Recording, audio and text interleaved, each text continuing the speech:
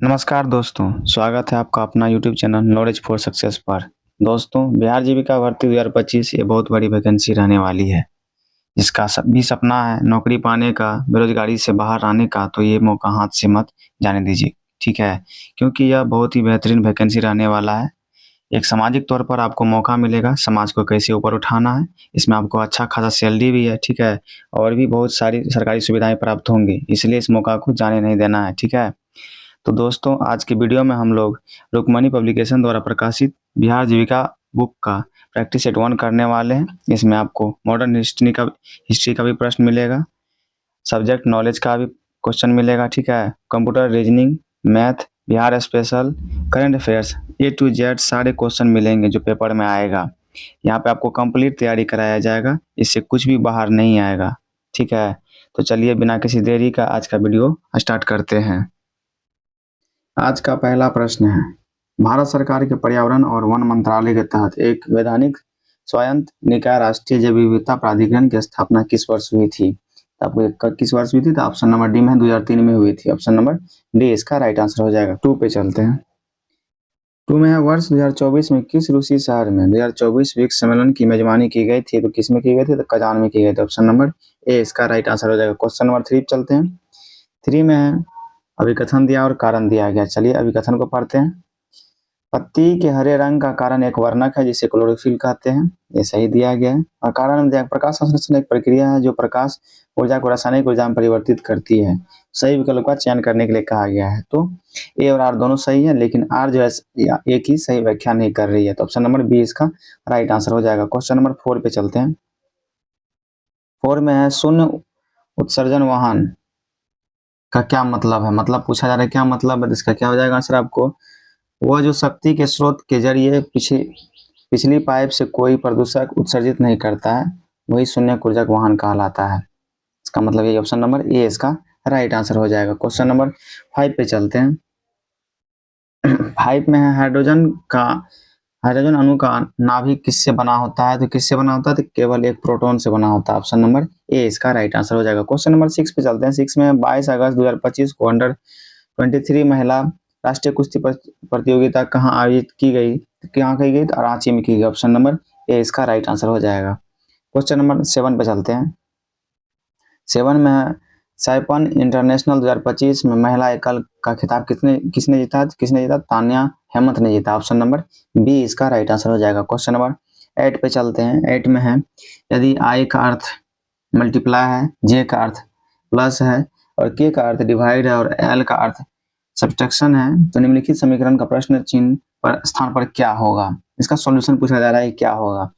तो जब इसका आप आई के जगह मल्टीप्लाई कीजिएगा, एल के जगह जो आप सब्ट्रैक्शन कीजिएगा, उसका जे के जगह जो आप प्लस कीजिएगा और फिर यहाँ पे जो है आपको एल के जगह सब्ट्रैक्शन करना है और के जगह डिवाइड कीजिएगा और प्लस जे की जगह प्लस कीजिएगा, तो आपको इसका आंसर हो जाएगा 104 आएगा इसका आंसर। ऑप्शन नंबर ए इसका राइट आंसर हो जाएगा। इसका सॉल्यूशन आप लोग कर लीजिएगा।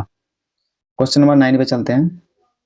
9 में है, दिए गए विकल्पों में से उस आकृति का चयन कीजिए जो निम्नलिखित श्रृंखला में प्रश्न चिन्ह को तार्किक रूप से प्रस्तावित कर सकती है। तो यहाँ पे पूछा जा रहा है कि क्या आएगा।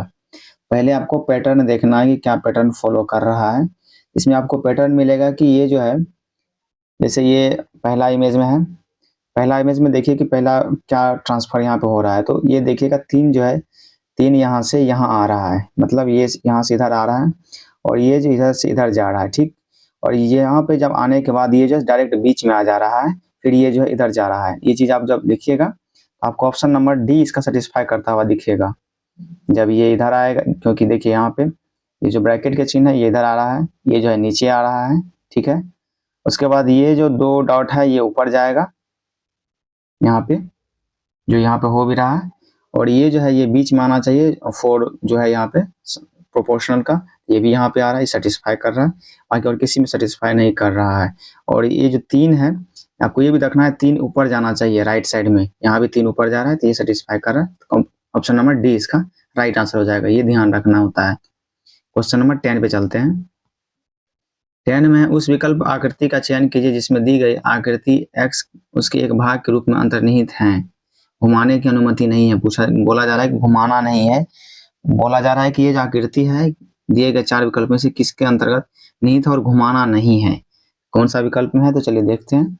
विकल्प नंबर डी में है और बाकी सब में घुमाया गया है, एम को घुमाया गया है और डी में नहीं घुमाया गया, तो ऑप्शन नंबर डी इसका राइट आंसर हो जाएगा। क्वेश्चन नंबर 11 पे चलते हैं। 11 में है निम्नलिखित में से कौन सा पद की दी गई श्रृंखला प्रश्न चिन्ह को प्रस्थापित करेगा। कौन सा प्रस्तावित करेगा तो इसका क्या होगा पहले देखिए। इसमें जो है दो ज़्यादा आपको नहीं करना है क्योंकि कम से कम समय आपको प्रश्न का सोल्यूशन करना है, तो आप छोटा से छोटा चीज़ देखिएगा कि क्या चीज़ अंतर हमको मिल रहा है। तो पहले पे ए है और डी है, ए और डी के बीच में कितना अंतर आता है आपको जो है नॉर्मली 3 का अंतर आएगा, ठीक।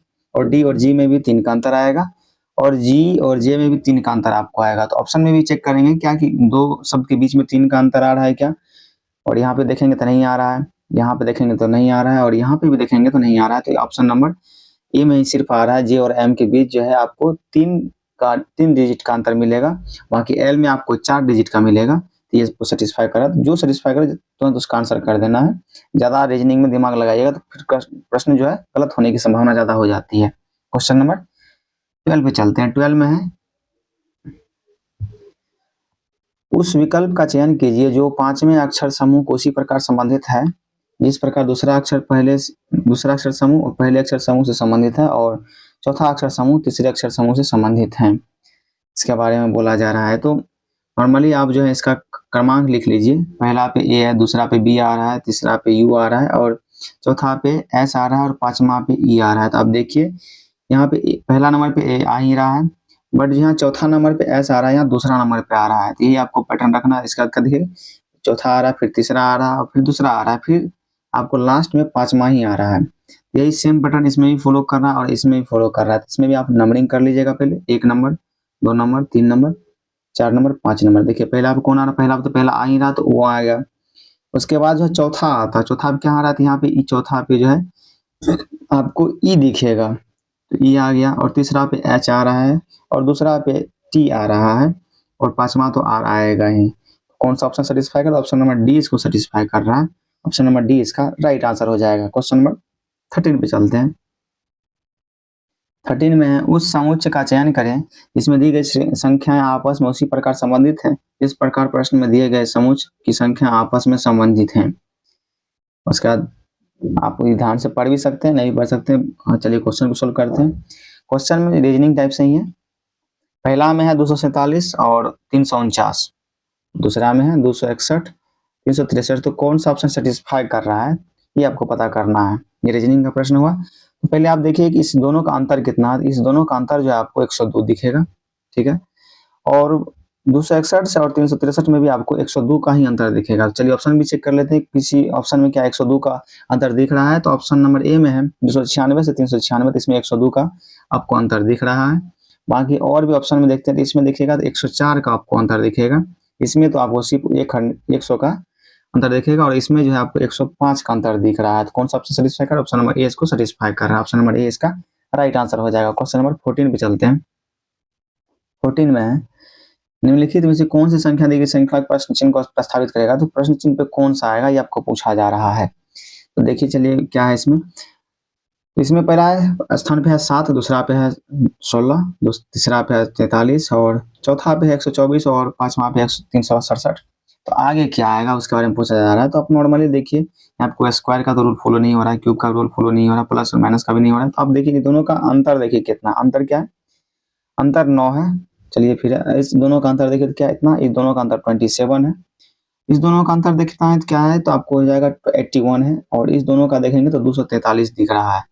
क्या आपको इस नंबर में आपको कोई पैटर्न दिख रहा है, तो आपको दिखेगा कि ये जो है 3 गुना है, 9 का 3 गुना 27 है और 27 का 3 गुना 81 है और यहाँ 81 का 3 गुना आपको 224 दिखेगा। तो 224 का 3 गुना कितना हो जाएगा, 224 का आप 3 गुना कीजिएगा आपको हो जाएगा 729। इसका मतलब है 729 जब जोड़ेंगे आपको कितना हो जाएगा, 1096 इसका आंसर आ जाएगा। 1000 आपको 96 इसका आंसर यहाँ पे आ जाएगा जो प्रश्न चिन्ह पे आएगा। तो ऑप्शन नंबर ए इसका राइट आंसर हो जाएगा। तो आपको हर तरह से प्रश्न को देखना है कि क्या सेटिस्फाई कर रहा है और क्या नहीं कर रहा है। क्वेश्चन नंबर 15 पे चलते हैं। 15 में है अंग्रेजी वर्णमाला क्रम पर आधारित निम्नलिखित 4 अक्षर समूहों में से तीन किसी निश्चित तरीके से समान है और इस प्रकार एक समूह बनाते हैं। किस अक्षर समूह का संबंध उस समूह से नहीं है, मतलब जो भिन्न है उसको पता करना है कि क्या है, कौन सा भिन्न है, कौन सा चार विकल्प में से एक भिन्न है। तो चलिए पहला आप देखते हैं, पहला ऑप्शन में है SPU। तो आपको पता होना चाहिए S कितने पे आता है, तो 19 पे आता है। और P आपको कितने पे आता है, तो P आपको 16 पे आता है। ये आपको याद रखना पड़ेगा, अल्फाबेटिकल डिजिट जो आपको याद रखना पड़ेगा, कौन से डिजिट पे कौन सा अक्षर आता है, आपको लेटर आता है, ये आपको ध्यान रखना पड़ेगा। और आपको U जो है, U आपको 24 पे आता है। तो आप देखिए इन दोनों में अंतर क्या है, पहला और दूसरा में 3 का अंतर आ रहा है, और दूसरा और तीसरा में देखिएगा 16 से 24 में 8 का अंतर आ रहा है। सॉरी, आपको यू जो है 21 पे आता है, यू कितना पता है, 21 पे आता है, तो आपको यहाँ 5 का अंतर दिखेगा, -3 और 5। नॉर्मली आप ऐसे ध्यान भी रख सकते हैं। दूसरा हम देखते हैं यू और एक्स है। दूसरा में यू और एक्स, तो यू जो आपको 21 पे आता है, ये तो आपको यहाँ भी है। और आर जो है आपको 18 पे आता है। और एक्स जो है आपको, ये आपको 24 पे आता है एक्स। इसमें देखिए, इसमें भी 3, पहला डिजिट में 3 का अंतर है, और दूसरा डिजिट में देखिएगा तो आपको 6 का अंतर दिख रहा होगा। ठीक है, इसमें तो अंतर हो गया, इसमें 5 का था, इसमें 6 का। बाकी और भी ऑप्शन चेक कर लेते हैं। JGM, इसमें देखते हैं कौन सा, तो जे जो है आपको 10 पे आता है, और जी जो है आपको 7 पे आता है। ठीक है, उसके बाद आपको जो एम जो है आपको ये 13 पे आता है। ठीक ना, तो पहला में तो आपको 3 का अंतर दिख रहा है, दूसरा में 6 का अंतर दिख रहा है, इसमें भी 6 का था, इसमें भी 6 का अंतर दिख रहा है, 7 और 13 में। चलिए ऑप्शन डी को भी देखते हैं। ऑप्शन डी में PMS है, तो पी कितना पता है, 16 पे आता है, पी आपको 16 पे मिलेगा। एम जो आपको 13 पे मिलेगा, और एस जो है आपको 19 पे मिलेगा। ठीक है, तो आपको देखिए पहला में तो 3 का अंतर है ही, दूसरा में 6 का अंतर है, मतलब ये जो है ऑप्शन डी, सी और बी में आपको दूसरा पैटर्न में 6 का अंतर मिलता है। बाकी ऑप्शन ए में जो आपको 5 का ही अंतर मिलता है, तो ऑप्शन नंबर ए जो भिन्न हो गया, ऑप्शन नंबर ए इसका राइट आंसर हो गया। ये आपको ध्यान रखना है। क्वेश्चन नंबर 16 पे चलते हैं। 16 में है, उस विकल्प का चयन करें जिसमें दिए गए शब्द उसी संबंध को साझा करते हैं जो निम्नलिखित शब्द युग्म का द्वारा साझा किया गया है। लंबाई मीटर का है, लंबाई में क्या होता है, मात्रक क्या होता है, लंबाई का मीटर होता है। तो केल्विन क्या होता है, तापमान का होता है। गुरुत्वाकर्षण क्या होता है, बल होता है।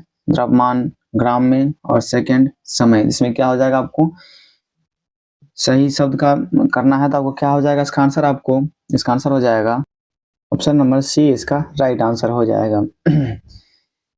क्योंकि द्रव्यमान का क्या होता है, मात्रक आपको ग्राम होता है, ये आपको ध्यान रखना है। बाकी इसमें उल्टा दिया गया, ये यदि समय इधर होता, सेकंड इधर होता, तो सही होने की संभावना थी। गुरुत्वाकर्षण बल, बल नहीं इसका मात्रक होता, तो अब ये भी सही होता है। और केल्विन, तापमान का मात्रक केल्विन होता है, ये भी उल्टा दिया गया, इसलिए सही क्रम में कौन सा दिया गया, ऑप्शन नंबर सी दिया गया है कि द्रव्यमान का मात्रक ग्राम होता है, जैसे लंबाई का मात्रक मीटर ऊपर में दिया गया है।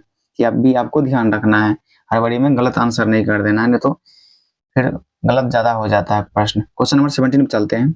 17 में नीचे दी गई तालिका 2018 से 22 के दौरान लगाए गए 3 अलग अलग फलों के पैरों की संख्या दर्शाती है। तालिका का ध्यानपूर्वक अध्ययन कीजिए और उसके आधार पर नीचे दिए गए प्रश्न का उत्तर करने के लिए बोला जा रहा है। 3 तरह के फल हैं, कटहल, आम और बटर फ्रूट, और एक वर्ष दिया गया है 2018 से 22 तक। चलिए प्रश्न देखते हैं, प्रश्न क्या है। प्रश्न में है 2018 में लगाए गए आम के पेड़ों की संख्या की तुलना में 2020 में लगाए गए आम के पेड़ों की संख्या में कितने प्रतिशत की वृद्धि हुई है। सिर्फ आम के बारे में बोला जा रहा है 2018 से, फिर उसका आपको बोल रहा है 2020 में इसमें कितने प्रतिशत की वृद्धि हुई है, ये पूछा जा रहा है। आपको वृद्धि निकालने के लिए पता होना चाहिए कैसे निकालते वृद्धि प्रतिशत निकालने के लिए आपको पहला जो है आपको अंतर निकालना पड़ेगा। 52,000 में से 40,000 निकालेगा तो 12,000 आ जाएगा आपको। उसके बाद कितना हम निकालना है, तो आपको बेस आपको हो जाएगा 40,000 आ जाएगा। उसके बाद जब इसको मल्टीप्लाई कीजिएगा 100 से, तो इसका आपका परसेंटेज आपको मिल जाएगा। इसका परसेंटेज कितना हो जाएगा आपको, इसका आंसर हो जाएगा आपका 30% वृद्धि हुई है, 30% वृद्धि हुई है। तो आपको इसका आंसर ऑप्शन नंबर डी हो जाएगा। क्वेश्चन नंबर 18 पे चलते हैं। 18 में एक शहर की जनसंख्या 5% की वृद्धि दर से होती है। यदि शहर की जनसंख्या 1600 है तो 2 वर्ष बाद जनसंख्या कितनी होगी। 2 वर्ष के बाद का पूछा जा रहा है, जनसंख्या कितनी होगी। तो चलिए इसका सॉल्यूशन करते हैं। सॉल्यूशन के नॉर्मल से सॉल्यूशन है इसका, 2 वर्ष बाद की जनसंख्या आपको डायरेक्ट लिखना है। 2 वर्ष इसका इतना लिखना नहीं, क्योंकि वहाँ सॉल्यूशन कम से कम समय में करना है, सीधा समझना है। 2 वर्ष के बाद की जनसंख्या पूछा जा रहा है, क्या इसका आंसर होगा, तो जितना दिया गया 16,000 अभी दिया गया है, और आपको जो है वृद्धि दर क्या पूछा जा रहा है, तो इसका जो फॉर्मूला होता है 1 प्लस, जैसे आपको रेट दिया गया तो 5% बता 100 हो जाएगा, और कितने वर्ष का दिया गया, तो ये आपको यहाँ पे जितना भी वर्ष आएगा ऊपर में आ जाता है। इसका जब सॉल्यूशन कीजिएगा तो इसका क्या आएगा, तो आपको 1600 आएगा, सॉरी 16,000 गुना 105। जब इसको सॉल्यूशन कीजिएगा 1 + 5/100, 5 क्या आता है आपको, ये जो है आपको वार्षिक दर है 105/100, फिर 162/100, क्योंकि यहाँ पे 2 वर्ष के लिए पूछा जा रहा है तो 2 बार आएगा। ठीक है, जैसे आप इसका सॉल्यूशन कीजिएगा तो आपको क्या आ जाएगा, 17,640 आंसर आ जाएगा कि 2 वर्ष बाद कितना आ जाएगा आपको आंसर। ऑप्शन नंबर डी में है 17,640 आंसर आ जाएगा आपको। क्वेश्चन नंबर 19 पे चलते हैं। 19 में भी एक तालिका दी गई है, दी गई तालिका का अध्ययन कीजिए और नीचे दिए गए प्रश्न का उत्तर कीजिए। इसमें बोला जा रहा है 2011 में फॉर्म पी द्वारा उत्पादित अंडों और फॉर्म टी द्वारा उत्पादित अंडों के दर्जन का संबंध अनुपात पूछा जा रहा है कि अनुपात कितना होगा। 2011 में देखते हैं, पूछा जा रहा है पी और टी के बीच में पूछा जा रहा है कि क्या अनुपात होगा। पी और टी के बारे में आपको अनुपात निकालना है, तो आप नॉर्मली से इसका जो भी है 1260 और 1620 ये दोनों है, इसका जब अनुपात लीजिएगा तो आपको आंसर आ जाएगा। इसका आंसर क्या होगा आपको, तो 7:9 आ जाएगा। क्या आ जाएगा, 7 जब इसको सोल्यूशन कीजिएगा 1260 और 1620 का जब आप लीजिएगा अनुपात तो आपको आ जाएगा 7:9 आ जाएगा। ऑप्शन नंबर बी इसका राइट आंसर हो जाएगा। क्वेश्चन नंबर 20 चलते हैं।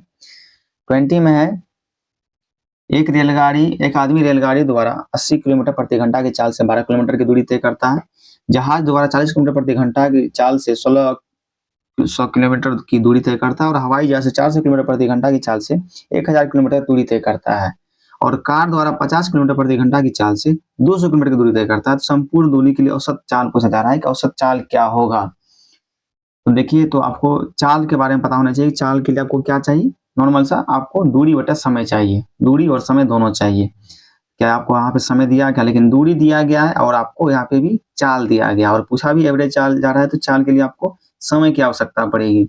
ये भी आपको क्लियर होना चाहिए आपके माइंड में। तो इसका क्या सोल्यूशन होगा आपको, तो चलिए संपूर्ण दूरी के लिए औसत निकालना है आपको। तो औसत क्या हो जाएगा इसका, पहले तो टोटल दूरी कितना है, टोटल दूरी सारा जोड़ लेंगे। 1200 किलोमीटर है, फिर आपको जो है 1600 किलोमीटर है, ये भी लिखना है। उसके बाद फिर आपको जो है आपको 1000 है, कितना है 1000 है।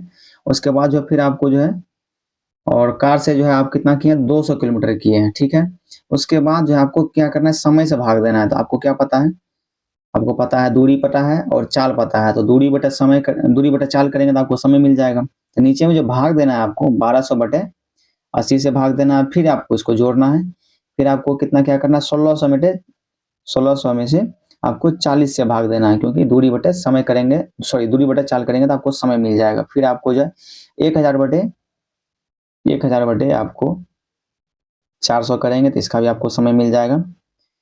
उसके बाद जो है आपको कार का भी आपको समय चाहिए, तो कार का समय करेंगे 200/, आपको 50 से भाग देंगे तो आपको कार का भी समय मिल जाएगा। और सब जब इस टोटल सॉल्यूशन कीजिएगा तो नीचे भी आपको समय आ जाएगा और ऊपर आपको डिस्टेंस आई, तो आपको इसको जब डिवाइड कीजिएगा तो आपको औसत चाल मिल जाएगा। और औसत चाल इसका कितना हो जाएगा आपको 20 का, इसका आंसर हो जाएगा 65.04 किलोमीटर प्रति घंटा आ जाएगा। ऑप्शन नंबर सी आपका राइट आंसर हो जाएगा। थोड़ा आपको ये क्लियर नहीं दिख रहा होगा, लेकिन जो आपको बोले हैं वो आप ध्यान में रखिएगा, तो आप कॉपी में जब अपना सोल्यूशन कीजिएगा तो आपको आंसर आ जाएगा। क्वेश्चन नंबर 21 पे चलते हैं। 21 में है 1000 के बिल पर लागू होने वाली 40% की छूट और 36% तथा 4% की 2 क्रमांक छूट के बीच का अंतर पूछा जा रहा है। एक 40% तो दिया गया है, उसी का जब 2 बार तोड़ा जाता है तो 36 और 4% में 2 क्रमांक छूट दी गई, तो उसके बीच में अंतर पूछा जा रहा है कि दोनों का और इसमें क्या अंतर हो जाएगा, कितना का अंतर आएगा, ये पूछा जा रहा है। तो इसका क्या सोल्यूशन होगा, सर्वप्रथम जो है आप जो है 36 और 40 का एक एकल छूट निकाल लीजिएगा। एकल छूट पता होना चाहिए आपको, कैसे निकालते हैं। एकल छूट निकालने के लिए आपको 36 जैसे a + b - a × b / 100 हो जाता है, इसका एक फॉर्मूला होता है, ये आपको ध्यान रखना है। तो 36 जोड़ 4 करेंगे, फिर आपको डिवाइड माइनस करना है और 36 गुना 4/100 करेंगे तो इसका एकल छूट निकल जाएगा, वो आएगा आपको 38.56% आ जाएगा। कितना आएगा, 38.56%। उसके बाद आपको अंतर पूछा जा रहा है कि अंतर कितना होगा, तो कितना अंतर पूछा जा रहा है, तो 1000 मिली अंतर पूछा जा रहा है। क्या हो जाएगा, 1000 तो मल्टीप्लाई में आएगा और एकल छूट पूछा जा रहा है 40%, और जब 2 क्रमागत 36 और 4% की छूट दी गई है तो कितना का छूट हुआ है टोटल, तो आपको 5-6% की छूट ही हुई है, ये आपको ध्यान रखना है। तो आप जब इसका अंतर निकालिएगा तो आपको आंसर, और इसकी अंतर निकाल के इसमें मल्टीप्लाई कर दिएगा तो आपको आंसर मिल जाएगा, और इसका आंसर क्या आ जाएगा, आपको आंसर आ जाएगा 14.40 रुपए की अंतर आएगा आपको। इतना का अंतर आपको मिल जाएगा 40%, और 36 और 4% का एकल छूट देने पे, अलग अलग जब छूट दिया गया और जब एक बार समूह रूप से छूट दिया गया, तो इसका आंसर हो जाएगा ऑप्शन नंबर सी। आप इसका सॉल्यूशन कॉपी में कर लीजिएगा, जितना भी बताया जा रहा है आप उस बात को ध्यान में रखिएगा, उसके बाद कॉपी में आप सॉल्यूशन कीजिएगा तो आपको इजीली आंसर मिल जाएगा और आपको बहुत अच्छा भी लगेगा क्वेश्चन सॉल्व करने में। चलिए क्वेश्चन नंबर 22 पे चलते हैं। 22 में है, दी गई तालिका का अध्ययन कीजिए और नीचे दिए गए प्रश्न का उत्तर दीजिए। तालिका उन लोगों को दर्शाती है जिन्होंने संगीत की अपनी पसंदीदा शैली के बारे में सर्वेक्षण की प्रतिक्रिया दी है। ये आयु दी गई है ऊपर में। उसके बाद जो कौन सा शास्त्रीय संगीत, किसी को शास्त्रीय संगीत, किसी को पॉप और हिप हॉप, रॉक, प्रवेशी और कूल यहाँ पे नीचे दिया गया है। इसके द्वारा आपको प्रश्न पूछा जा रहा है कि चार्ट के द्वारा सहायता से आप प्रश्न का सॉल्यूशन कीजिए। चलिए पहला में है, 31 से 50 वर्ष वर्ग के कितने प्रतिशत उत्तरदाताओं ने पॉप संगीत के अलावा अन्य पसंदीदा संगीत शैली को भी संकेत किया है। तो पॉप का प्रतिशत रूप से पूछा जा रहा है कि कितना है, तो टोटल में निकालना है, और यहाँ पे एज का भी दिया गया है कि कौन सा ग्रुप में, 31 से 50 ये भी आपको ध्यान रखना है। इसमें जो आपको पॉप वाला कितना मिल जाएगा, 16 है, और टोटल कितना है तो 62 है। इसका प्रतिशत निकालना है तो आपको पहले तो आपको अंतर पता होना चाहिए। अंतर करेंगे तो 62 में से 16 को घटाएंगे, उसके बाद जो है आपको टोटल में से निकालना है ना प्रतिशत, तो 62 से भाग देंगे और इंटू मल्टीप्लाई 100 कर देंगे तो आपको इसका आंसर आ जाएगा। कितने प्रतिशत इसमें थे, आपको 74.19% थे, तो ऑप्शन नंबर बी इसका राइट आंसर हो जाएगा। जब इसका सॉल्यूशन कीजिएगा तो 74.19% आ जाएगा, option number B. Question number 23 चलते हैं। 23 में है, एक व्यक्ति ने 6% वार्षिक दर से 1760 और 9 वर्ष वार्षिक दर से 2240 समान अवधि के लिए साधारण ब्याज उधार पर लिए, ठीक है। उसके ब्याज के रूप में कुल मिलाकर 1536 चुकाने पड़े। कुल जो ब्याज है आपको 1760 और 2240 का आपको कितना चुकाना पड़ा है, 1536 चुकाना पड़ा है। तो समय ज्ञात करने के लिए बोला जा रहा है कि समय कितना वर्ष बाद दिया, कितना वर्ष बाद जो उसका कंप्लीट काम हो गया सारा चीज, साधारण ब्याज का पूछा जा रहा है। तो आपको साधारण ब्याज का नॉर्मली आपको सूत्र होना चाहिए। क्या होता है साधारण ब्याज का, जिसको बोलते हैं इंग्लिश में P into R into T by 100। तो यहाँ पे P क्या हो जाएगा, मूलधन हो जाता है, और R क्या हो जाता है आपको रेट हो जाता है, और T जो है आपको समय हो जाता है। इसमें आपको 100 से भाग दीजिएगा तो आपको ऐसा ही मिल जाएगा, सिंपल ब्याज का आपको मिल जाएगा। ये आप क्या कर रहा है, तो आपको तो समय यहाँ पे मालूम ही नहीं है, आपको यहाँ पे जो है मूलधन पता है और आपको यहाँ पे रेट पता है, लेकिन आपको यहाँ भी जो है ऐसा ही दिया गया, तो इस रूप से आपको निकालना है। इसलिए यहाँ पे ये फॉर्मूला सेटिस्फाई करेगा, ज्यादा आसानी होगा क्वेश्चन को सोल्यूशन करने के लिए।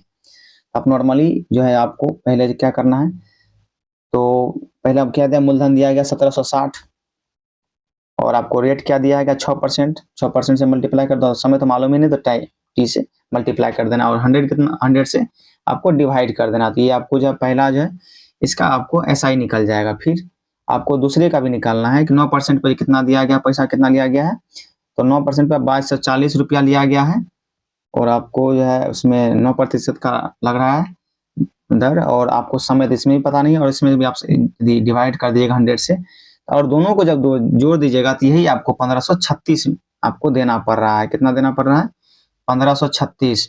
ये आपको ध्यान रखना पड़ रहा है, कितना देना पड़ रहा है, 1536 देना पड़ रहा है। आप इसको जब सॉल्यूशन कीजिएगा तो आपको समय मिल जाएगा कि 5 वर्ष टोटल कितने समय पड़े आपको चुकाने के लिए, तो 5 वर्ष पड़े। इसका आंसर आ जाएगा 5 वर्ष। इसको भी निकाल के, इसका भी ऐसा ही निकाल के जोड़ देना है, और इसका भी ऐसा ही निकाल के जोड़ देना है, और टोटल कितना बराबर कर देना 1536 का, तो आपको आंसर आ जाएगा 5 वर्ष आ जाएगा इसका आंसर। ऑप्शन नंबर बी इसका राइट आंसर हो जाएगा। क्वेश्चन नंबर 24 पे चलते हैं। 24 में दो संख्याएं 3:7 के अनुपात में है। यदि प्रत्येक में से 11 घटा दी जाए, संख्याओं के बीच का अनुपात पूछा जा रहा है, 7:20 हो जाता है। तो छोटी संख्या पूछा जा रहा है कि छोटी संख्या क्या होगी। नॉर्मली जब आप 3 और 7 दिया गया है तो इसमें से तो आप 11 घटा नहीं सकते हैं, क्योंकि 11 3 और 7 से बड़ी है। आपको वैसा मल्टीप्लिकेशन चूज करना है कि जो आप इसमें से 11 घटाएंगे तो आपको इसका रेशियो जो है 7:20 आना चाहिए। तो आप ये थोड़ा जो माइंडली कैलकुलेशन करना पड़ेगा, माइंड में ही और इसका दूसरा रूप भी होता है कि आप इसको x मान के भी बना सकते हैं, तो x मान के जब बनाइएगा तो आपको बहुत लॉन्ग पड़ जाएगा आंसर, बाकी सेम ही आता है। चलिए हम लोग जो है हीट एंड ट्रायल वाला करते हैं, जिसको हीट एंड ट्रायल बोला जाता है। तो आप नॉर्मली इसको जब 13 से मल्टीप्लाई कीजिएगा 3 को, तो 39 आएगा, और जब इसको 37 को 39 से मल्टीप्लाई कीजिएगा तो 91 आएगा। अब जब आप 39 में से 11 को सब्ट्रैक्ट कीजिएगा, जो कंडीशन के यहाँ कारा हटा दिया जाए, तो ये अनुपात आता है।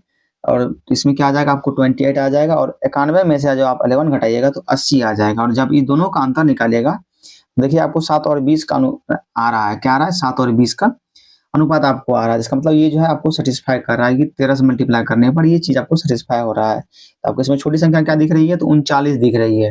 छोटी संख्या क्या है, 39 का ही रूप जो है 3 है। ऑप्शन नंबर सी आ जाएगा, सी में 39, ऑप्शन नंबर सी इसका राइट आंसर हो जाएगा। क्वेश्चन नंबर, आप इसको जो है एक्स मान के भी बना सकते हैं, यदि आपको इससे सेटिस्फाई नहीं होगा तो एक्स से भी आप कीजिएगा सोल्यूशन, तो आपको जो है 39 ही आंसर आएगा। क्वेश्चन नंबर 25 पे चलते हैं। 25 में है, रमन्ना ने एक उत्पाद के निर्माण के लिए एक निश्चित कीमत पर कच्चा माल खरीदा, हालांकि कामगारों की कमी के कारण 22.5% कच्चे माल का उपयोग नहीं किया जा सका और वह खराब हो गया। उपयोग किए गए कच्चे माल की लागत 80% निर्माण लागत के रूप में जोड़ा गया था। यदि रमन्ना 20% की छूट देने के बाद 20% समग्र लाभ अर्जित करने के लिए अपना उत्पाद बेच सकता है, तो उत्पाद का अंकित मूल्य खरीदे गए कच्चे माल की कुल लागत का कितना गुना है। ये कुल लागत का कितना गुना है पूछा जा रहा है। तो आपको इसका सोल्यूशन कीजिएगा तो आंसर आ जाएगा 2.43 गुना है। ऑप्शन नंबर ए इसका राइट आंसर हो जाएगा। आपको इसका आंसर क्या हो जाएगा, 25 का 1 हो जाएगा। क्वेश्चन नंबर 26 पे चलते हैं। 26 में है, 6 संख्याओं का माध्य जो है आपको 18 है। इनमें से एक अन्य संख्या शामिल करने पर 7 संख्याओं का माध्य जो 20 हो जाता है। तो शामिल की गई संख्या ज्ञात करने के लिए बोल रहा है, शामिल की गई संख्या का निकालना है कौन सा है। नॉर्मली आप संख्या निकालने के लिए क्या करिएगा, तो 7 और 20 का मल्टीप्लाई करके जो है आप जो है 6 और 18 का मल्टीप्लाई करके घटा देंगे, तो आपको इसका आ जाएगा कि संख्या कौन सी है। तो संख्या आपको 32 आएगा। ऑप्शन नंबर सी इसका आ जाएगा। जब इसको सोल्यूशन कीजिएगा तो क्वेश्चन नंबर 27 पे चलते हैं। 27 में कुछ फलों को ए, बी, सी और डी 3:4:5 अनुपात के रूप में वितरित किया गया। ए को 192 फल मिले, बी और सी को दोनों मिलाकर कुल कितने फल मिले ये पूछा जा रहा है। तो आपको तो रेशियो यहाँ दिया गया है, और ए के बारे में बोला जा रहा है कि ए का यहाँ पे क्या यूनिट है, 3 यूनिट है, और 3 यूनिट को कितना मिला है, 192 मिला है। 3 यूनिट का कितना मिला है, 192 मिला है। तो ये कितना गुना हो जा रहा है आपको, ये आपको 64 गुना हो जा रहा है। 64 में 3 से मल्टीप्लाई कीजिएगा तो 192 हो जाता है। यहाँ पे पूछा जा रहा है बी और सी दोनों को मिलाकर कितने फल मिलेंगे। तो बी और सी का अनुपात यहाँ पे कितना यूनिट है, बी 4 है और सी जो है 5 यूनिट है। तो टोटल मिलाकर कितना यूनिट हो गया, तो 9 यूनिट हो गया। तो 9 यूनिट का, 1 यूनिट का यहाँ पे 64 है, तो 9 यूनिट का कितना हो जाएगा, तो आपको इसका आंसर हो जाएगा, इसका आंसर आपको हो जाएगा 576 फल मिले। जब इसको मल्टीप्लाई कीजिएगा 9 यूनिट से 64 को, तो आपका आंसर आ जाएगा 576। ऑप्शन नंबर ए इसका राइट आंसर हो जाएगा। क्वेश्चन नंबर 28 पे चलते हैं। 28 में है,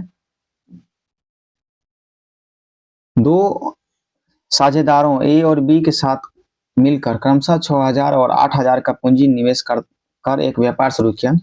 यदि उनको 5600 का लाभ हुआ तो ए का हिस्सा पूछा जा रहा है कि ए का हिस्सा कितना होगा। तो पहले जो है आपको ए का हिस्सा निकालने के लिए आप रेशियो का द्वारा आप सोल्यूशन कर सकते हैं। ए और बी का रेशियो निकाल लीजिए, सिंपल हो जाएगा आपको।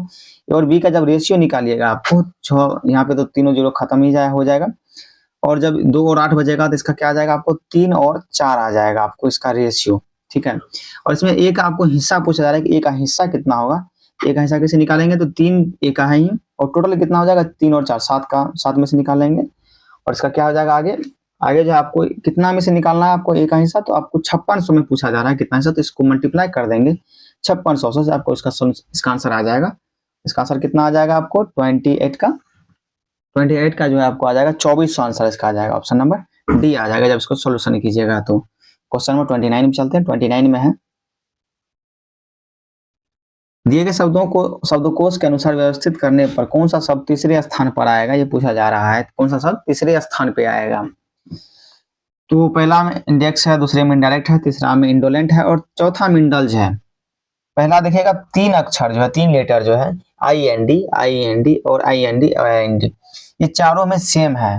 तो उसके बाद वाला जो लेटर आएगा उस पर डिपेंड करेगा कि तीसरा नंबर पे कौन सा शब्द आएगा। तो आपको पता होना चाहिए ई यहाँ पे है और यहाँ पे आई है और यहाँ पे जो है आपको ओ मिल रहा है, ठीक, और यहाँ पे यू मिल रहा है। तो आपको पता होना चाहिए पहले तो यू आता है, पहला नंबर पे तो ये हो जाएगा, उसके बाद आई आता है, उसके बाद ओ आता है, ठीक ना। ये 2 नंबर पे आपको इनडायरेक्ट मिल जाएगा और ओ के कारण जो है ये 3 नंबर पे चला गया और ये तो आप सबको लास्ट, सबसे लास्ट में मिलेगा क्योंकि यू इसके बाद जो है यू तो लास्ट में मिलेगा। तो ऑप्शन नंबर क्या हो जाएगा, तीसरा नंबर इंडोलेंट जो है ये आपको तीसरे स्थान पर मिलेगा। तो ऑप्शन नंबर सी में ये दिया गया है इंडोलेंट।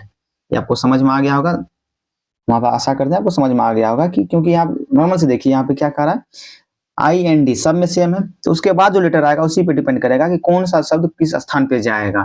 तो ई आई और ओ और यू है, तो आपको ये बात पता ही होगा, पहले ई आता है फिर आई आता है फिर ओ आता है फिर यू आता है और तीसरा स्थान बोला जा रहा है, तो इसीलिए यहाँ पे ओ आएगा तीसरा स्थान पे। तो इसलिए इस वर्ड का कितना नंबर पे आ जाएगा, 3 नंबर पे आ जाएगा।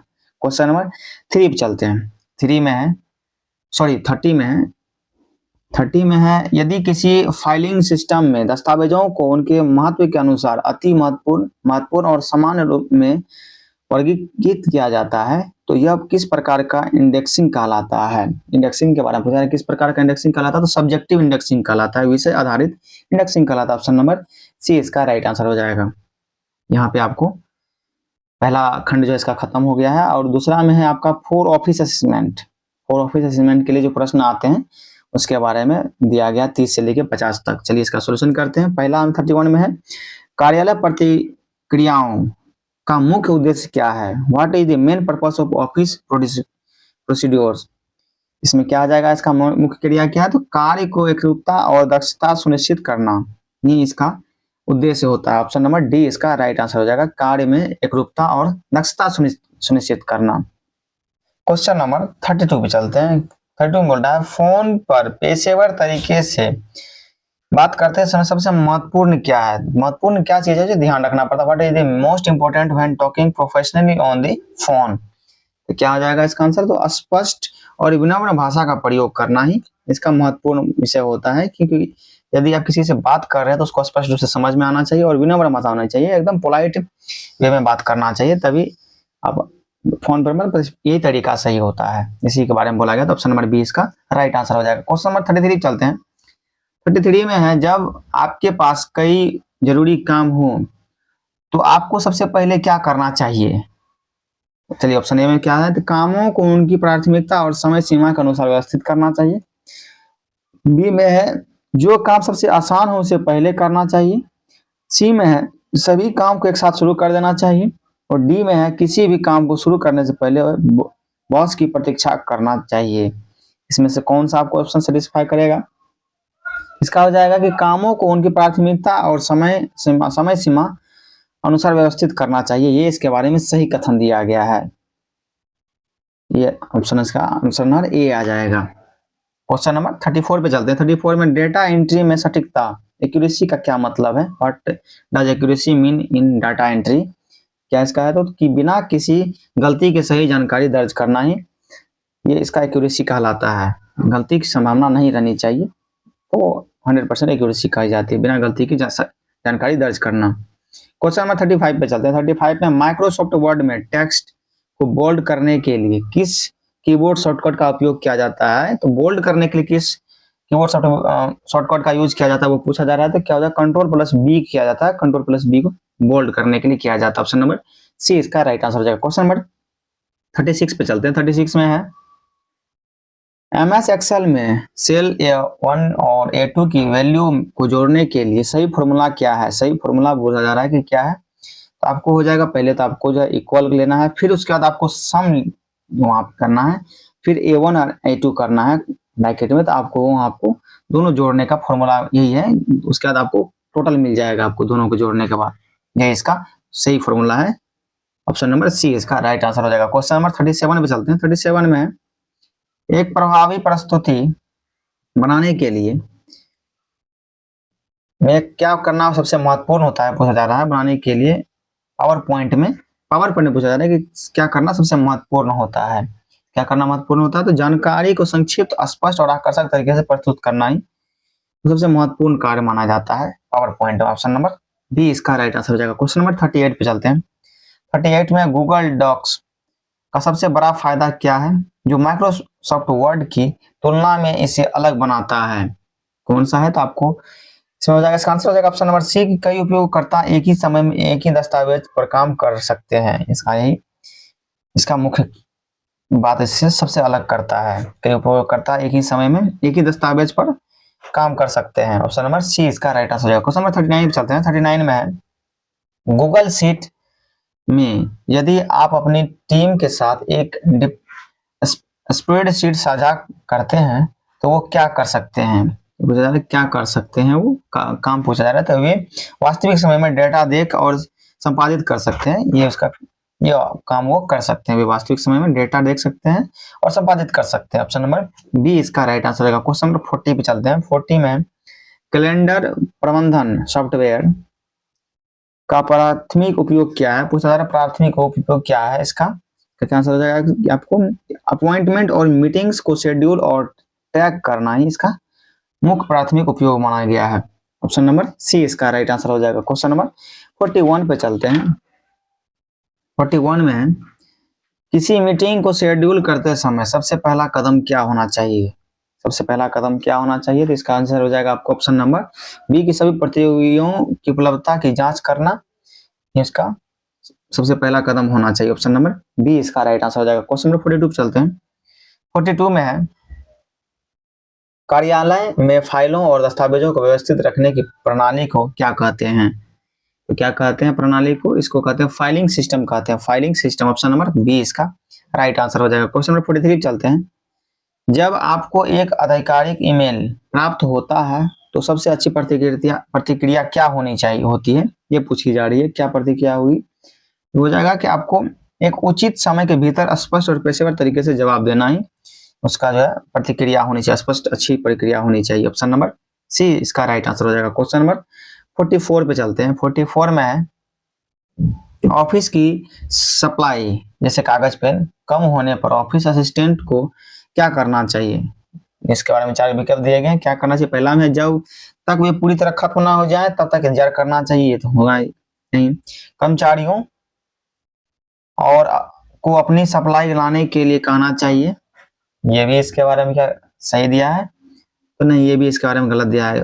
तीसरा है इन्वेंट्री की जांच करना और आवश्यकता अनुसार ऑर्डर देना। ये इसके बारे में सही दिया गया। बाकी डी में है इस पर ध्यान न देना। ये तो होगा ही नहीं। तो ऑप्शन नंबर सी इसका राइट आंसर हो जाएगा। इन्वेंट्री की जांच करना और आवश्यकता अनुसार ऑर्डर दे देना है पहले कि ये चीज का कमी है, इस चीज का अभी है, ये चीज के बारे में बताना चाहिए पहले ही। क्वेश्चन नंबर 45 पे चलते हैं। 45 में समय प्रबंधन टाइम मैनेजमेंट में डेडलाइन का क्या अर्थ है? पूछा रहा है डेडलाइन का क्या अर्थ है। इसका क्या आंसर हो जाएगा आपको? काम पूरा करने की अंतिम तिथि या समय, ये इसका अर्थ होता है डेडलाइन का। क्वेश्चन नंबर 46 पे चलते हैं। 46 में एक टीम में काम करते समय एक अच्छा सहयोगी बनने के लिए क्या आवश्यक है? एक अच्छा सहयोगी बनने के लिए क्या आवश्यक है, ये पूछा जा रहा है। तो क्या आंसर हो जाएगा आपको कि दूसरों के विचारों को सुनना और सम्मान करना ही ये एक अच्छा सहयोगी का निशानी होता है। ऑप्शन नंबर डी इसका सेटिस्फाई कर रहा है। क्वेश्चन नंबर 47 पे चलते हैं। 47 में है कार्यस्थल पर वास्तविकता प्रोफेशनलिज्म बनाए रखने का क्या अर्थ है? तो क्या अर्थ है इसका? तो हो जाएगा कि आपको समय पर आना, सम्मानजनक व्यवहार करना और सौंपे गए काम को जिम्मेदारी से पूरा करना ही इसका मुख्य जो है अर्थ होता है। ऑप्शन नंबर बी इसका राइट आंसर हो जाएगा। क्वेश्चन नंबर 48 पे चलते हैं। 48 में अपने ईमेल इनबॉक्स को व्यवस्थित रखने के का एक प्रभावी तरीका क्या है? अपने ईमेल बॉक्स को व्यवस्थित ऑर्गेनाइज रखने का एक प्रभावी तरीका पूछ रहा है। तो क्या होगा इसका आंसर आपको कि महत्वपूर्ण ईमेल को फॉरवर्ड या लेवल्स में वर्गीकृत करना। ऑप्शन नंबर ए इसका राइट आंसर हो जाएगा। क्वेश्चन नंबर 49 पे चलते हैं। 49 में है किसी वरिष्ठ अधिकारी के लिए यात्रा की व्यवस्था करते समय आपको सबसे पहले क्या कंफर्म करना चाहिए? सबसे पहले पूछा जा रहा है क्या कंफर्म करना चाहिए? तो यात्रा की तारीखें, समय और गंतव्य आपको पता करनी चाहिए। ये इसका मुख्य बात चीज होती है। आपको पहले डेट पता होना चाहिए, फिर समय पता होना चाहिए और उसके बाद गंतव्य जो जहां जा रहे हैं, डेस्टिनेशन क्या है ट्रेवल का, वो भी आपको पता होनी चाहिए। ऑप्शन नंबर बी इसका राइट आंसर है। क्वेश्चन नंबर 50 पे चलते हैं। 50 में एक मीटिंग के समन्वय कोऑर्डिनेशन में क्या शामिल नहीं है, दिए गए 4 विकल्प में पूछा क्या शामिल है, प्रतिभागियों को निमंत्रण भेजना, ये तो शामिल है। इसमें पूछा था कौन शामिल नहीं है। बी में है आवश्यक सामग्री तैयार करना, ये भी इसमें शामिल है। मीटिंग के बाद ऑफिस की सफाई करना, ये इसमें शामिल नहीं है। डी में है लॉजिस्टिक्स, जैसे प्रोजेक्टर कॉन्फ्रेंस रूम की व्यवस्था करना, ये ऑप्शन सी जो है इसमें शामिल नहीं है एक मीटिंग समन्वय में, बाकी सारे सेम शामिल है। तो ऑप्शन नंबर सी जो है इसका आंसर हो जाएगा, ऑप्शन नंबर सी इसका राइट आंसर हो जाएगा। क्वेश्चन नंबर आगे चलते हैं।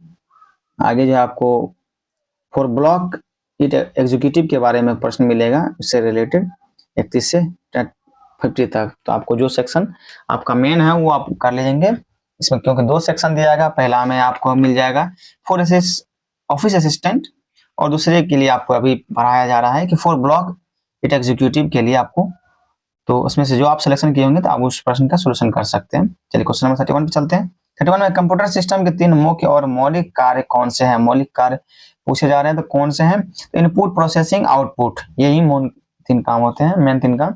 ऑप्शन नंबर ए में दिया गया, ऑप्शन नंबर ए इसका राइट आंसर है। क्वेश्चन नंबर 32 पे चलते हैं। 32 में है निम्नलिखित में से कौन सा एक इनपुट डिवाइस का उदाहरण नहीं है, दिए गए 4 विकल्प में पूछा है कि इनपुट डिवाइस का उदाहरण नहीं है, तो आपको प्रिंटर जो ये इनपुट का उदाहरण नहीं है।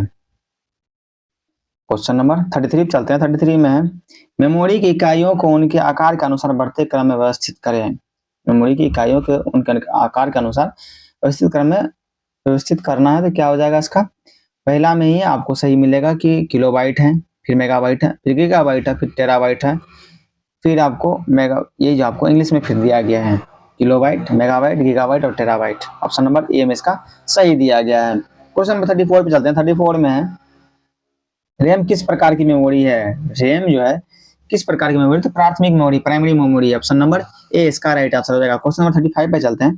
35 में ऑपरेटिंग सिस्टम जैसे विंडोज या लिनक्स किस प्रकार का सॉफ्टवेयर का एक प्रमुख उदाहरण है, तो किस प्रकार का सॉफ्टवेयर का प्रमुख उदाहरण है, तो आपको इसका आंसर हो जाएगा सिस्टम सॉफ्टवेयर का उदाहरण है। ऑप्शन नंबर बी इसका राइट आंसर हो जाएगा, सिस्टम सॉफ्टवेयर का उदाहरण है। क्वेश्चन नंबर 36 पे चलते हैं। 36 में है अनधिकृत पहुंच, दुरुपयोग या संशोधन में से कंप्यूटर नेटवर्क और डाटा की सुरक्षा करना क्या कहलाता है, क्या कहलाता है, तो इसका आंसर नेटवर्क सिक्योरिटी कहलाता है, network security. Option number B इसका राइट आंसर हो जाएगा। क्वेश्चन नंबर 37 पे चलते हैं। 37 में डेटाबेस से डेटा निकालने, संशोधित करने और प्रतिबंधित करने के लिए उपयोग की जाने वाली मानक भाषा कौन सी है, मानक भाषा कौन सी है, तो आपको SQL है। ऑप्शन नंबर सी इसका राइट आंसर हो जाएगा। क्वेश्चन नंबर 38 पे चलते हैं। 38 में MS एक्सेल वर्कशीट में कोई भी फॉर्मूला हमेशा किस चिन्ह से शुरू होता है, तो किस चिन्ह से शुरू होता है, तो इसका आंसर हो जाएगा आपको इक्वल से शुरू होता है। ऑप्शन नंबर डी इसका राइट आंसर हो जाएगा। क्वेश्चन नंबर 39 पे चलते हैं। 39 में इनमें से कौन सा एक प्रोग्रामिंग भाषा नहीं है बल्कि एक डेटाबेस मैनेजमेंट सिस्टम है, प्रोग्रामिंग भाषा नहीं है बल्कि एक डेटाबेस मैनेजमेंट सिस्टम है, तो कौन सा है, तो आपको ओरेकल जो है ये आपको डेटाबेस मैनेजमेंट सिस्टम है, ना कि प्रोग्रामिंग भाषा है। ऑप्शन नंबर सी इसका राइट आंसर हो जाएगा। क्वेश्चन नंबर 40 चलते हैं। इसमें कहा जा रहा है कि TCP/IP का पूर्ण रूप क्या है, TCP/IP का पूर्ण रूप क्या है पूछा जा रहा है। नॉर्मल से फुल फॉर्म पूछा जा रहा है कि क्या होगा, तो इसका क्या आंसर हो जाएगा आपको ट्रांसमिशन कंट्रोल प्रोटोकॉल, और IP कहा जाएगा इंटरनेट प्रोटोकॉल। कौन सा ऑप्शन में दिया गया, ऑप्शन नंबर ए में दिया गया, ऑप्शन नंबर ए इसका राइट आंसर हो जाएगा। क्वेश्चन नंबर 41 पे चलते हैं। 41 में है AWS अमेजन वेब सर्विसेज और एज्योर किसके प्रमुख उदाहरण है, तो किसके प्रमुख उदाहरण है, तो इसका आंसर हो जाएगा आपको क्लाउड सर्विस प्रोवाइडर का उदाहरण है, क्लाउड सर्विस प्रोवाइडर का उदाहरण है। ऑप्शन नंबर सी इसका राइट आंसर हो जाएगा। क्वेश्चन नंबर 42 चलते हैं। 42 में है कि LOT का पूरा नाम क्या है, फुल फॉर्म पूछा जा रहा है LOT का, क्या हो जाएगा आपको इसका आंसर हो जाएगा आपको इंटरनेट ऑफ थिंग्स हो जाएगा, internet of things. Option number A इसका राइट आंसर हो जाएगा, ऑप्शन नंबर ए इसका राइट आंसर हो जाएगा। क्वेश्चन नंबर 43 पे चलते हैं। 43 में है आर्टिफिशियल इंटेलिजेंस AI का मूल अवधारणा क्या है, AI का मूल अवधारणा पूछा जा रहा है क्या है, तो मशीनों में मानव जैसी सोचने की और सीखने की क्षमता विकसित करना ही AI का मूल अवधारणा। ऑप्शन नंबर बी इसका राइट आंसर हो जाएगा। क्वेश्चन नंबर 44 पे चलते हैं। 44 में है OMR optical mark regression device का उपयोग मुख्य रूप से किस के लिए किया जाता है, तो किसके लिए किया जाता है, इसका आंसर हो जाएगा आपको कि बहुविकल्पीय उत्तर पुस्तिकाओं एमसीक्यू सीट्स को जांचने के लिए किया जाता है। ऑप्शन नंबर सी इसका राइट आंसर हो जाएगा। क्वेश्चन नंबर 45 पे चलते हैं। कंप्यूटर से हटाई गई डिलीटेड फाइल को विशेष सॉफ्टवेयर का उपयोग करके वापस प्राप्त करने की प्रक्रिया क्या कहलाती है? क्या कहलाती है वो प्रक्रिया? तो आपको डेटा रिकवरी कहलाती है। डेटा रिकवरी कहलाती है। ऑप्शन नंबर बी इसका राइट आंसर हो जाएगा। क्वेश्चन नंबर 46 पे चलते हैं। 46 में है एमएस पावर पॉइंट का प्राथमिक उपयोग क्या है? एमएस पावर पॉइंट का प्राथमिक उपयोग पूछा जा रहा है कि क्या है। इसका क्या आंसर हो जाएगा आपको? इसका आंसर हो जाएगा कि स्लाइड आधारित प्रोजेक्टेशन बनाने के लिए किया जाता है। ऑप्शन नंबर बी इसका राइट आंसर हो जाएगा। क्वेश्चन नंबर 47 में चलते हैं। 47 में OSI open system interconnection reference model में कितनी परतें लेयर होती है? ये पूछा जा रहा है कितनी परतें होती है। इसका आंसर हो जाएगा आपको कि 7 परतें होती है। ऑप्शन नंबर सी इसका राइट आंसर हो जाएगा। क्वेश्चन 48 पे चलते हैं। 48 में है एमएस एसक्यूएल और एमवाई एसक्यूएल किसके प्रकार है? पूछा जा रहा है किसके प्रकार है? तो ये आपको जो है डेटा मैनेजमेंट सिस्टम के प्रकार है। डेटा बेस मैनेजमेंट सिस्टम के प्रकार। ऑप्शन नंबर सी इसका राइट आंसर हो जाएगा। क्वेश्चन नंबर 49 में चलते हैं। 49 में वह कौन सा साइबर हमला है जिसमें हमलावर उपयोगकर्ता को धोखा देकर उनकी संवेदनशील जानकारी जैसे पासवर्ड या क्रेडिट कार्ड नंबर प्राप्त करने का प्रयास करता है? वो किसके अंतर्गत आता है? कौन सा साइबर हमला के अंतर्गत आता है? ये पूछा जा रहा है। इसका आंसर क्या हो जाएगा आपको? इसका आंसर हो जाएगा कि फिशिंग के अंतर्गत आता है। उसको क्या कहलाता है? फिशिंग कहलाता है। ऑप्शन नंबर सी में है फिशिंग कहलाता है वो। ऑप्शन नंबर सी इसका राइट आंसर है। क्वेश्चन नंबर 50 पे चलते हैं। 50 में इंटरनेट नेटवर्क से जुड़े प्रत्येक कंप्यूटर या डिवाइस को सौंपा गया एक अनूठा पता क्या कहलाता है? वो पता क्या कहलाता है? तो आपको आईपी एड्रेस कहलाता है। IP address. Option number B इसका राइट आंसर हो जाएगा, क्योंकि आप लोग भी सुने होंगे आईपी एड्रेस के द्वारा किसी को भी जो है आप कंट्रोल कर सकते हैं, उसका आप लोकेशन पता कर सकते हैं। ये इसके बारे में कहा गया। ऑप्शन नंबर बी इसका हो गया। क्वेश्चन नंबर 51 आगे चलते हैं। इसमें सिर्फ कंप्यूटर का आपको प्रश्न दिया गया है। चलिए कंप्यूटर का प्रश्न सॉल्यूशन करते हैं। 51 में रजिस्टर्स के आकार को भी क्या कहा जाता है? क्या कहा जाता है? तो इसका हो जाएगा वर्ड साइज कहा जाता है। वर्ड साइज का भी कहा जाता है। रजिस्टर के आकार को वर्ड साइज भी कहा जाता है। ऑप्शन नंबर ए इसका राइट आंसर है। क्वेश्चन नंबर 52 चलते हैं। 52 में डैश उपभोक्ता द्वारा हाल ही में देखी गई वेबसाइट्स की सर्वनामित सूची होती है। क्या होती है? हिस्ट्री है जो है इसका आंसर हो जाएगा। अब हिस्ट्री उपभोक्ता द्वारा हाल में देखी गई कोई वेबसाइट जो आप देखते हैं उसका हिस्ट्री में आपको जानकारी रहती है कि आपने क्या क्या देखा है। क्वेश्चन नंबर 53 चलते हैं। 53 में है एक कंप्यूटर प्रणाली जिसमें 2 प्रचालन प्रणालियों प्रस्थापित होती है डैश व्यवस्था विन्यासित प्रणाली कहलाती है। कौन सी व्यवस्था कहलाती है? ये आंसर हो जाएगा आपको ड्यूल बूट कहलाती है। ड्यूल बूट कहलाती है। ऑप्शन नंबर बी इसका राइट आंसर होगा। क्वेश्चन नंबर 54 पे चलते हैं। 54 में कहा जा रहा है कि डैश एक ऐसा अनुप्रयोग है जो पूरे स्क्रीन पर चलता है और जब आप माउस हिलाते हैं तो वह स्वतः ही लुप्त हो जाता है। क्या होता है वो?